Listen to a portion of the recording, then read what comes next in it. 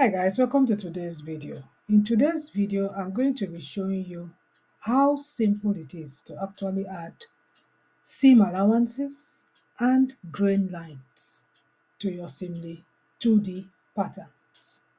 If you're new to my channel, my name is Enorita James, and in my channel, I take you by the hand and I show you step by step how to transit from manual pattern drafting to digital pattern drafting. You know that once you're doing manual pattern drafting, before you cut out your patterns, you need to give a seam allowance.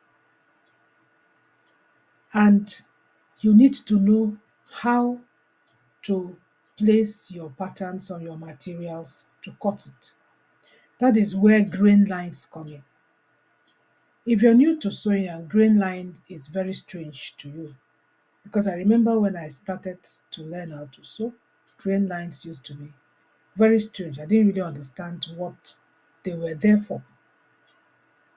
That is what we are going to be discussing in this video. If that interests you, stay tuned and let's get started.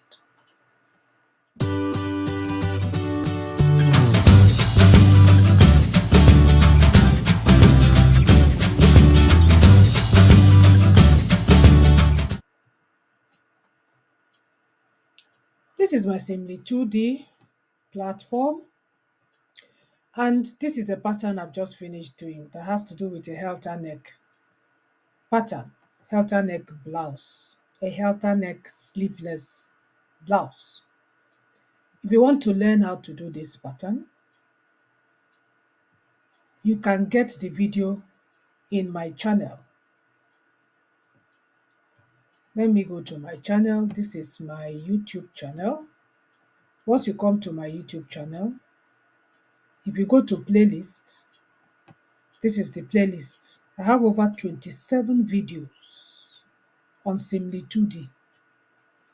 Whatever it is you want to learn about Seamly2D, you will find it in this playlist. Seamly2D free CAD pattern drafting software. Everything, including how to create your basic blocks, front and back, your basic sleeve, how to even create different kinds of sleeveless patterns digitally with Seamly2D. So if you're interested in actually learning digital pattern drafting, this playlist is for you and it's completely free, and you'll find out resources that people pay quite a lot to learn. But I give it free. All I ask is for you to subscribe and ensure that you just give me something for coffee. That's all I ask. Let's continue with the video. So, once you finish plotting your pattern on Seamly2D, this is what it looks like. And of course, you will extract it. I'm not going to show you how to extract patterns. I have a dedicated video on how you can extract patterns after you have finished constructing it on this, your draft page. So once you extract your patterns, this is what it looks like right here under pattern piece. As you can see now, you cannot download these patterns like this because number one, it's not labeled. Number two, there is no grain line and all that. Let me remove this. This is what it looks like. There is nothing. Now to put your seam allowance on any pattern is very easy when it comes to Seamly2D. If you come up here, you see different kinds of, objects. This particular one here, that is like an inverted V. Once you click on it, all the patterns you have extracted now have seam allowances round it. You can see the seam allowance round it. Now, it depends on the measurement you want for your seam allowances.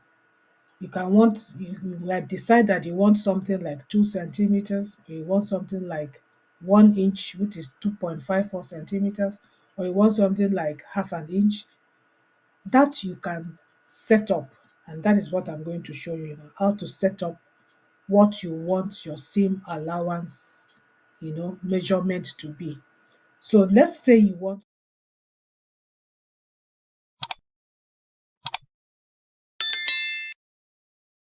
to do a seam allowance for this particular pattern. You just right click on it, and when this comes out, you go to properties. Under this box now that comes out, this is your seam allowance, this particular one here. You click on it, and you can see here that the width of my seam allowance is 1 centimeters. But what if I want it not to be 1, I want it to be about, let's say, 2 centimeters. I put in 2 there. So I've changed the width of my seam allowance to 2 centimeters. If I come here now and click on apply, so you see it has increased. Very easy. That is why I like CAD pattern drafting. With the click of a button, you can do a lot of things. So that is it about the seam allowance. So it depends on you. If you want to set your seam allowance, that is the way to set it. You want to increase it, you want to decrease it. It's as simple as that. Now let's come to grain lines. If you still come down here, you'll see right here written grain line. If you click on it, you can see the rotation here. So it depends on how you want your grain lines to be. If you put it at 90 degrees, it's going to be straight. That means when you're putting this pattern on your material, that grain line has to be parallel to the selvage of that material. What do I mean by selvage? Selvage is the edges of the material where the material is locked together. When you cut your material, if you continue to pull it in different directions, you will know where the selvage is. And you will place your grain line parallel to that place. This helps your dress to give it fitting. So it depends on it. But if you're working with maybe a dress that has lines, different kinds of lines, you might want to change the direction of your grain line. You might want it to be across, in which case it will not be straight like this. It will lie across like this. It all depends on what kind of pattern the material you want to use to sew the dress is made of. So that's it. But basically, most grain lines are at 90 degrees. Now here, how long do you want the grain line to be? Do you want it to be 12? Do you want it to be more than 12? So anything you want, let's say you want it to be up to 14 centimeters long, you can increase it there. And once you're done here, just come here and apply. Okay. If you come here, and click on it, so that's it. That's your grain line. That's your grain line.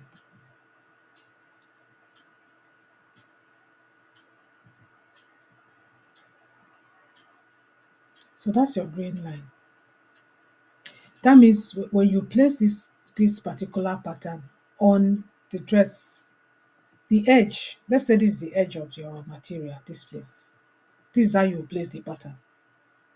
So that this grain line is parallel to the edge of this your material. But if your material is a material that has lines, and you want a situation where the lines are somehow, then you have to create a grain line so that when you place it, the grain line will be across it. So simple, that's the simplest way I can explain it. If you don't understand it, there are a lot of videos on YouTube you can actually listen to really explain what different kinds of grain lines. There are normally three kinds. The ones that are parallel to the selvage, and the ones that are perpendicular to it, and the ones that are across. So those are the 3 kinds of grain lines. That's how easy it is really to create seam allowance in Seamly2D and grain lines on Seamly2D.